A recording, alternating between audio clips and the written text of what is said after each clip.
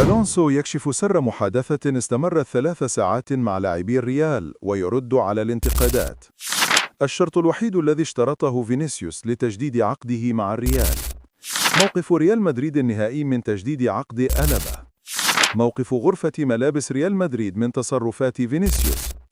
3 عقوبات محتملة ضد تيباس بعد انتهاء التحقيق معه. فالفيردي يضع ألونسو في حيرة.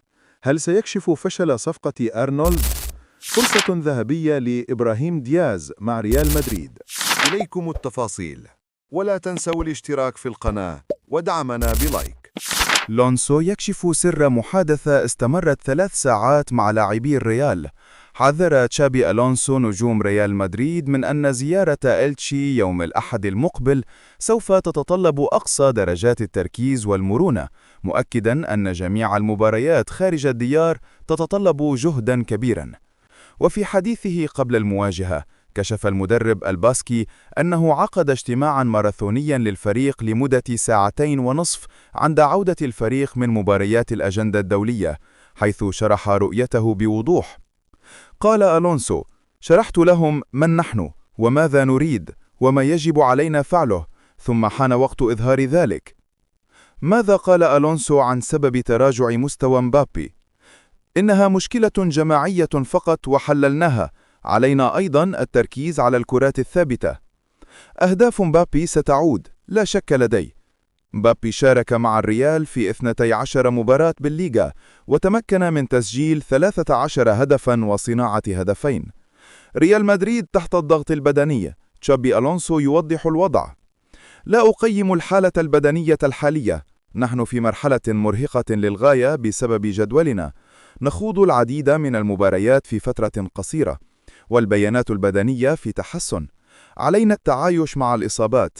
دعونا نرى إن كان بإمكاننا تقصير مدة غياب ميليتاو قليلا. ألونسو يرد على الانتقادات.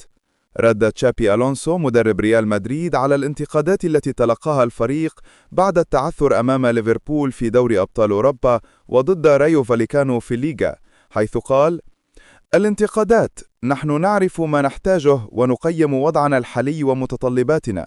نأخذ الانتقادات على محمل الجد ونتعامل معها بهدوء، لكن لا نعطيها أي وزن أكثر مما تستحق.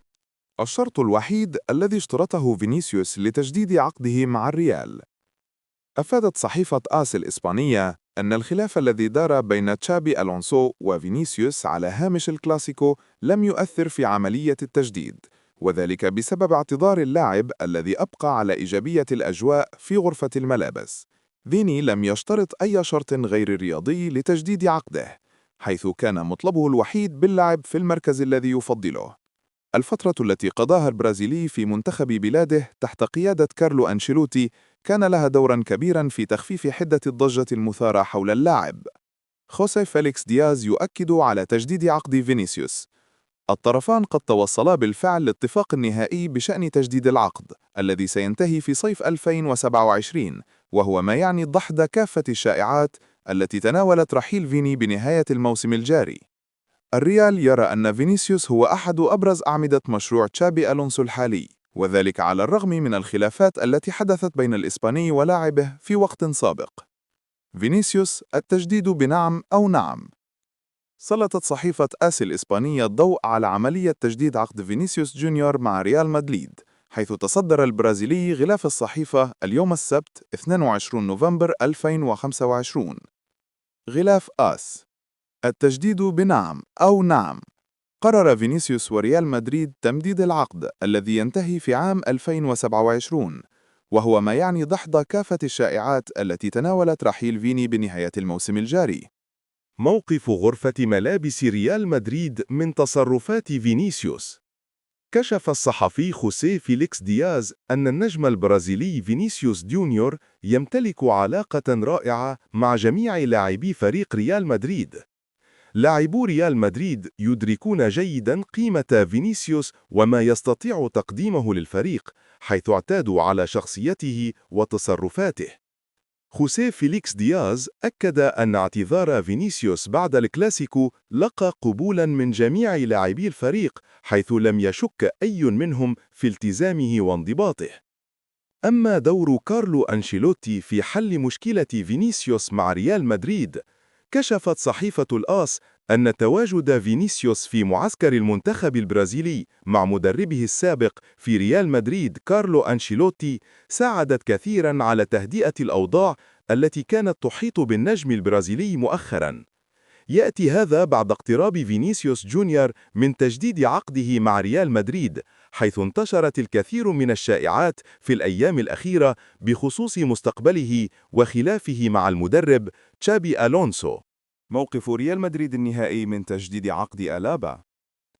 أفاد الصحفي فلوريان بلاتنبرغ أنه من المستبعد أن يتم تجديد عقد ديفيد ألابا في ريال مدريد، والذي سينتهي بنهاية الموسم الجاري. المدافع النمساوي ليس من الأوراق التي يعتمد عليها تشافي ألونسو بشكل أساسي، ومع كثرة إصابته وتراجع مستواه فإن فكرة استمراره لا تعد مرجحة، خاصة مع رغبة الريال في تحديث خطه الدفاعي. مستقبل ألابا لا يزال مجهولا، وإن كانت عودته للدوري الألماني ممكنة، ولكن ليس من بوابة بايرن ميونخ. فالفيردي يضع ألونسو في حيرة. لا يزال تشابي ألونسو يبحث عن أفضل مركز لفيدريكو فالفيردي في خط الوسط، حيث يعد تشواميني المحور الأكثر شيوعاً، وغولر حلقة الوصل بين المهاجمين، كما تقلص عودة بيلينغهام المراكز المتاحة في وسط الملعب لفالفيردي، الذي لعب جميع الأدوار منذ انضمامه إلى مدريد: محور ارتكاز، لاعب وسط مركزي، جناح على كلا الجانبين، وحتى لاعب وسط هجومي. منطقياً يبدو مركز الجناح الأيمن هو الخيار المرجح للاعب الدولي الأوروغواياني، خاصة وأن تشابي لا يزال يبحث عن شريك في هذا الجانب لمبابي وفينيسيوس. لن يغير فالفيردي مركزه على الأجنحة، بل سيغير مركزه، مما يسمح له بلمس الكرة بشكل أفضل وحضور هجومي أقوى. يدعم هذا الخيار مشاكل ماستانتونو البدنية، إصابة في العانة أبعدته عن الملاعب، وضعف أداء إبراهيم، ودور أندريك المحدود في خطط مدرب ريال مدريد، حيث يعتبر انتقاله على سبيل الإعارة في فترة الانتقالات الشتوية هو الخيار الأكثر ترجيحاً للبرازيلي. فالفيردي سيكشف فشل صفقة أرنولد. حذرت صحيفة آس الإسبانية من استمرار مشاركة فيدريكو فالفيردي في مركز الظهير الأيمن أمام إلشي في الجولة 13 من الليغا.